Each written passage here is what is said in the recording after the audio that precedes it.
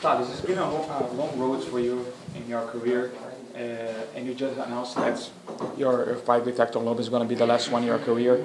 What was the thought process to get to this decision to hang up your gloves after this fight in Sao Paulo? It's a personal decision. It's not hard to make this decision because I've been fighting for a long time. I'm 36 years old with 36 fights. I will be turning to 37 next September 6th. And in my next fight, I will be 37 years old, going to my fight number 37. And so I think I did enough to the MMA, and my mind and my body says me that it's enough. It's time to break and keep the journey. Was that a number you already had in your mind, like when I'm 37, I'm gonna stop, or was it the last fights, the last camps that convinced you to stop this thing? No, not at all. It's just I've been thinking, before since the beginning, when I will stop, and the last couple of years I started thinking more this, and so I think now is the time. I've been fighting for a long time. It's almost 15 years fighting in a high level. 37 fights is a lot of fights, in my opinion.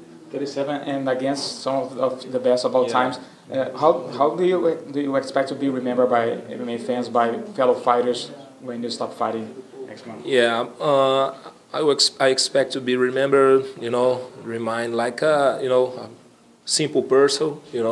I don't care about Thales is a number one. He cut off or he beat a lot of guys.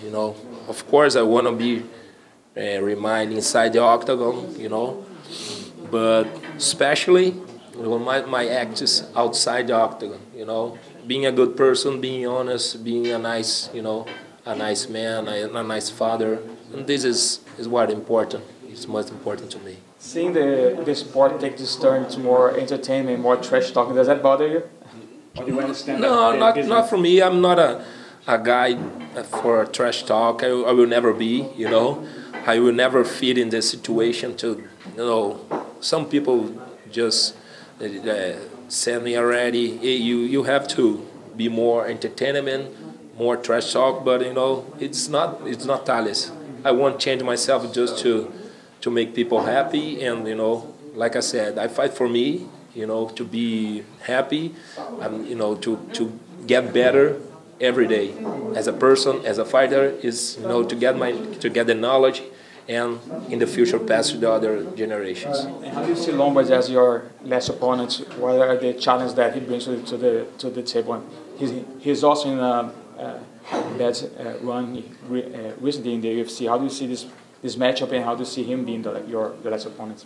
Yeah, my opponent is still being a tough opponent. Doesn't matter his last results, but like I said, he is a tough fighter, and he is a big problem for everyone else. If he has to fight, doesn't matter if he's